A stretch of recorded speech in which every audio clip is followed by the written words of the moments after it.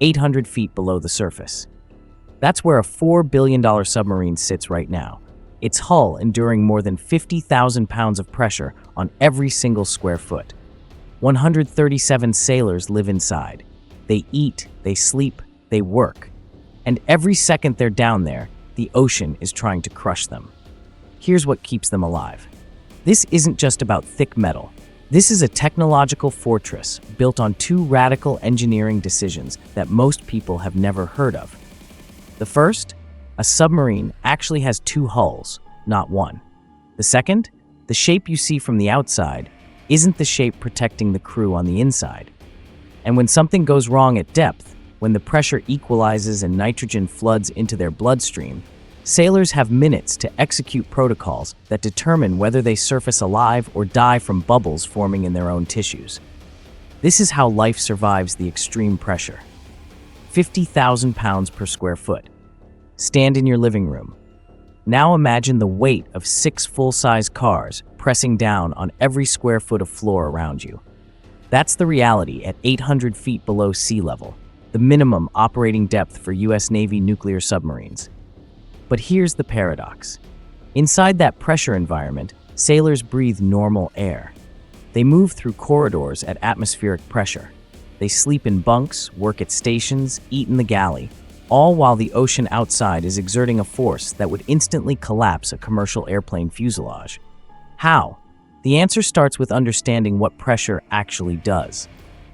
Water doesn't compress like air. It's essentially incompressible, which means when you go deeper, it doesn't get denser. It just pushes harder. Every 33 feet down adds another 14.7 pounds per square inch, 1 atmosphere of pressure. At 800 feet, you're 24 atmospheres deep. That's not a survivable environment for human tissue. The human body can't maintain its structure against that kind of external force without an equal internal counterforce. Put a person in the open ocean at that depth without protection, and their lungs collapse. Blood vessels rupture, organs compress. So the submarine becomes a bubble of normalcy, a moving fortress that holds back the crushing force through pure engineering. But it's not one single barrier doing this work. It's two. American nuclear submarines use a dual hull design.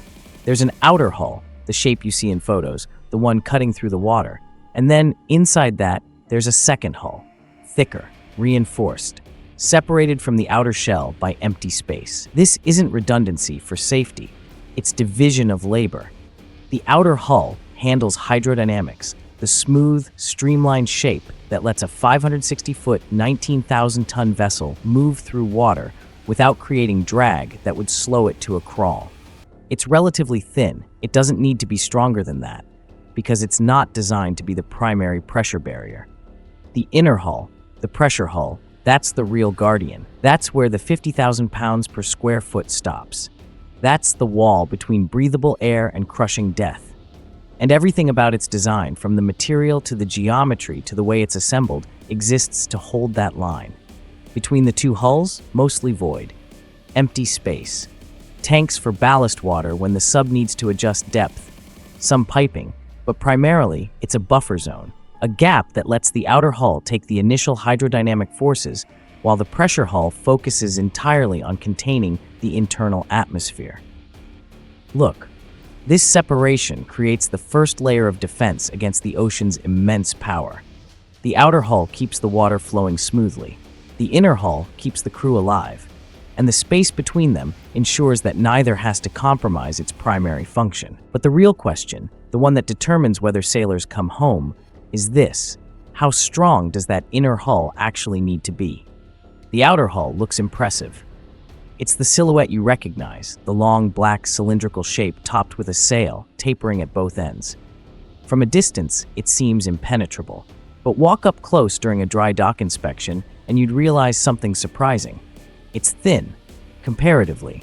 That's intentional. The outer hull's job is to guide water around the submarine with minimal resistance. Too thick, and it adds weight that compromises speed and maneuverability. Too rigid, and it doesn't flex properly under changing pressure as the sub moves through different depths. The outer hull deflects. It bends slightly under pressure, not enough to fail, but enough to absorb some of the force before it transfers inward. This flexibility is actually part of the design. A completely rigid outer shell would transmit every pressure wave, every change in depth, directly to the structure inside. Instead, the outer hull acts like a shock absorber. Between the outer and inner hulls, that void space serves another critical function: pressure equalization. As the submarine descends, water enters designated spaces between the hulls through controlled flooding points. This ensures the outer hull doesn't experience the full differential pressure between the surface and deep water. But the inner hull? Different story. The pressure hull is where compromise ends. This barrier maintains a constant internal pressure, roughly 14.7 pounds per square inch, the same as standing at sea level, while the external pressure climbs past 370 pounds per square inch at operational depth. That's a differential pressure of over 355 psi, trying to compress the hull inward, every square inch. To resist that, the pressure hull isn't just thicker, it's fundamentally overbuilt. We're talking steel plates up to several inches thick, assembled in a cylindrical shape because circles distribute stress evenly. A cube-shaped pressure hull would concentrate stress at the corners and fail. A cylinder forces the pressure to spread uniformly around the circumference. The void between the hulls isn't uniform either. In some sections, the gap is several feet wide. In others, it narrows to mere inches, where structural supports connect the two shells. These connecting frames transfer some of the outer hull's load to the pressure hull, but they're carefully engineered not to become weak points, locations where stress would concentrate and create failure paths. Think of it like this. The outer hull is a raincoat. It keeps the bulk of the water away and maintains a streamlined shape. The pressure hull is a pressure suit, sealed, rigid, uncompromising. And here's the thing. If the outer hull gets damaged, scraped by ice, dented by collision with another vessel, even partially breached, the submarine can often continue operating. The crew might not even know immediately, depending on the location. But if the pressure hull develops even a hairline crack, everyone knows. Alarms sound, emergency protocols activate. Because once the pressure hull's integrity is compromised, the clock starts ticking. The ocean doesn't wait. It finds the weakness and exploits it, forcing water through at pressure high enough to cut through steel. A jet of water from a pressure hull breach at depth can slice a human body in half. So the pressure hull's integrity isn't a backup system or a safety margin. It's the only thing standing between 137 sailors and instant catastrophic failure. And that means every aspect of how it's built, the materials, the joints, the geometry, has to be perfect. Steel plates, 100 feet long. That's how the pressure hull begins, with massive sections of high-tensile steel rolled into precise curves. The submarine's cylindrical shape isn't one continuous piece. It's multiple sections, each one fabricated separately, then joined together. The joining process is where everything depends. Welding. Not the kind you see in a garage or on a construction site. This is precision welding under microscopic inspection, because the welded seams become the most critical structural elements of the entire submarine. If a seam fails, the hull fails. If the hull fails, everyone dies. So welders working on nuclear submarine pressure hulls undergo years of training. Every weld is X-rayed. Every joint is pressure tested. Any imperfection, a tiny pocket of air, a microscopic crack, incomplete penetration where the weld didn't fully fuse the metal, and that entire section gets cut out and re-welded, because those seams hold back 50,000 pounds per square foot. But welding isn't the only design challenge. There's geometry. At the front of the submarine, you see a pointed nose, hydrodynamically efficient, cutting through water with minimal drag. But inside, behind that outer hull, the pressure hull doesn't mirror that shape. It's hemispherical, a dome. Why? Because a pointed shape concentrates stress at the tip. Under extreme pressure, that tip becomes a failure point, the place where the inward force focuses and eventually cracks the material. A hemisphere, by contrast, distributes pressure evenly across its entire curved surface. Every point on a hemisphere is equidistant from the center. That means every point experiences the same stress level. No weak spots, no concentration points. The pressure pushes uniformly inward, and the structure resists uniformly outward. So the submarine's outer hull tapers to a point for speed. The inner pressure hull curves into a dome for strength. and between them, water fills the void, equalizing pressure on the outer shell while the inner dome does the real work. This design shows up at the stern too. Another hemispherical bulkhead separates the crew compartments from the engineering spaces. Rounded, reinforced, built to the same exacting standards as the front dome. The middle sections, the long cylindrical body where most sailors live and work, rely on the cylinder's natural strength. Circular cross-sections resist uniform external pressure better than any other shape. That's why pressure vessels, from submarine hulls to scuba tanks, are cylindrical or spherical, never rectangular. But even within that cylinder, there are internal reinforcements. Frames, circular ribs that run perpendicular to the hull's length, provide additional strength at regular intervals. These frames prevent the cylinder from collapsing inward under load, the way an empty soda can crumples when you squeeze it. The spacing between frames is calculated down to the inch. Too far apart, and the hull sections between them become vulnerable. Too close together, and the added weight compromises the submarine's buoyancy and speed. Engineering is about balances. Every added pound of steel makes the submarine stronger, but heavier. Every inch of hull thickness increases pressure resistance, but decreases internal volume. Every weld seam is a potential weak point, but also the only way to join the massive plates into a functional structure. The result, a pressure hull that's simultaneously the submarine's greatest strength and its single point of total failure.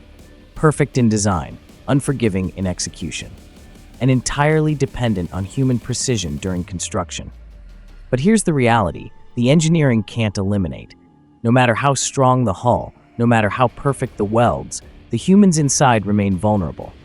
Not to the normal pressure outside, to what happens when that pressure gets inside. The hull holds. That's the assumption. That's the design. That's what every sailor trusts when the submarine dives past 800 feet and keeps going down. But submarines do become disabled at depth.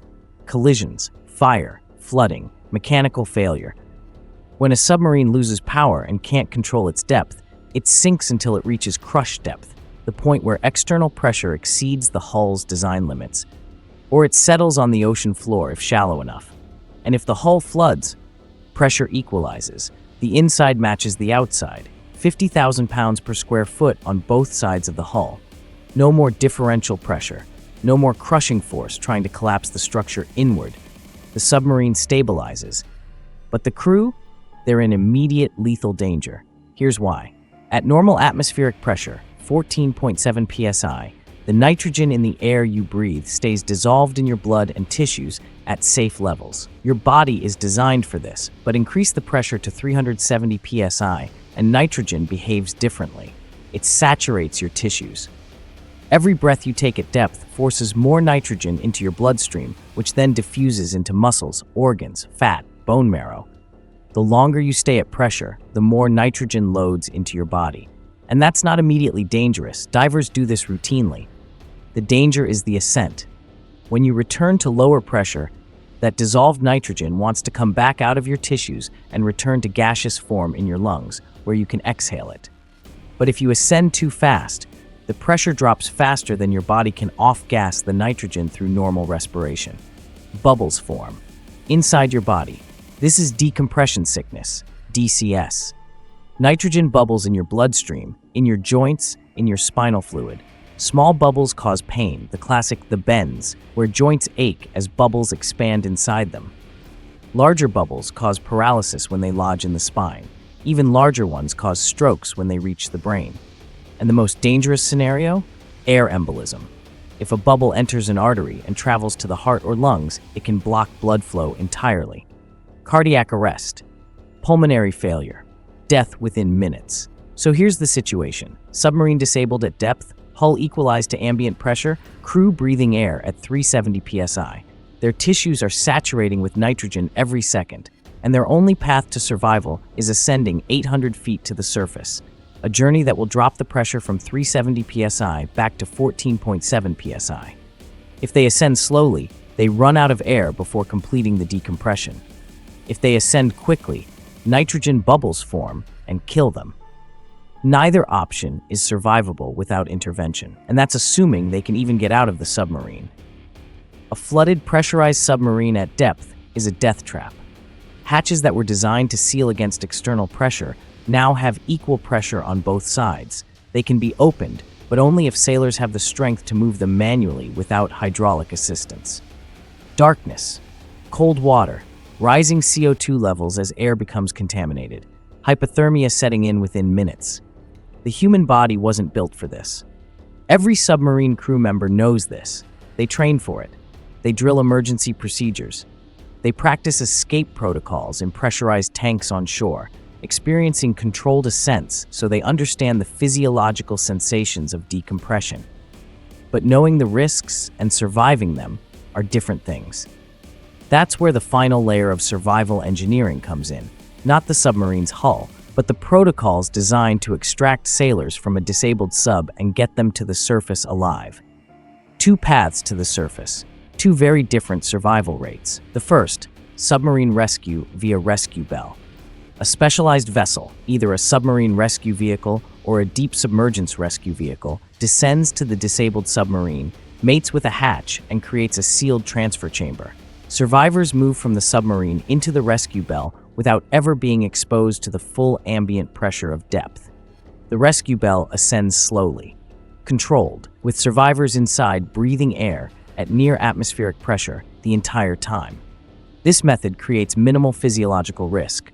No nitrogen saturation, no rapid decompression, no bubble formation. It's the safest extraction method by an overwhelming margin. But it has limitations. Rescue bells take time to deploy. They require the disabled submarine to be at a depth within the rescue system's operating range, typically less than 2,000 feet. They need a functioning hatch to mate with. And they depend on the rescue vessel reaching the submarine's location before survivors run out of breathable air. If any of those conditions fail, there's only one option left: free ascent. Sailors exit the submarine at depth, breathe compressed air from emergency systems or their own lungs, and swim directly to the surface. No decompression stops, no gradual ascent, just a controlled emergency rise through 800 feet of water. And here's the critical variable: speed. The faster you ascend, the less time nitrogen has to saturate your tissues at depth. A sailor who spends 2 minutes at 370 psi absorbs far less nitrogen than one who spends 20 minutes. So submarine escape training emphasizes rapid exit. Get out of the disabled sub, begin ascending immediately, reach the surface as fast as safely possible. How fast is that? About 100 feet per minute. Faster risks lung overexpansion injury. The air in your lungs expands as pressure decreases, and if you hold your breath during ascent, your lungs can rupture. So escaping sailors must exhale continuously while ascending, releasing expanding air to prevent tissue damage. But even at 100 feet per minute, ascending 800 feet takes 8 minutes. 8 minutes of nitrogen absorption, 8 minutes of cold water exposure, 8 minutes of controlled panic as you swim upward through darkness, praying your calculations were correct. And when you surface, immediate medical evaluation, hyperbaric treatment if DCS symptoms appear, monitoring for air embolism. Because even if you did everything right, even if you ascended at the perfect speed and exhaled properly and reached the surface conscious, nitrogen bubbles can still form hours later. The human body doesn't decompress on a predictable timeline. So free ascent survival depends on 3 factors: minimizing time at depth, controlling ascent rate, and having immediate medical support upon surfacing.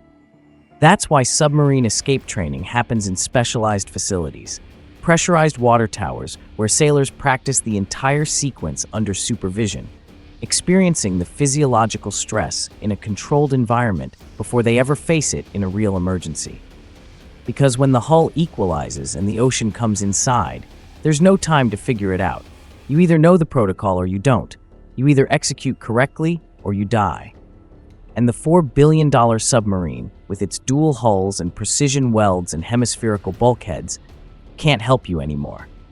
At that point, it's just you and the pressure and the desperate swim to breathable air. That's the reality.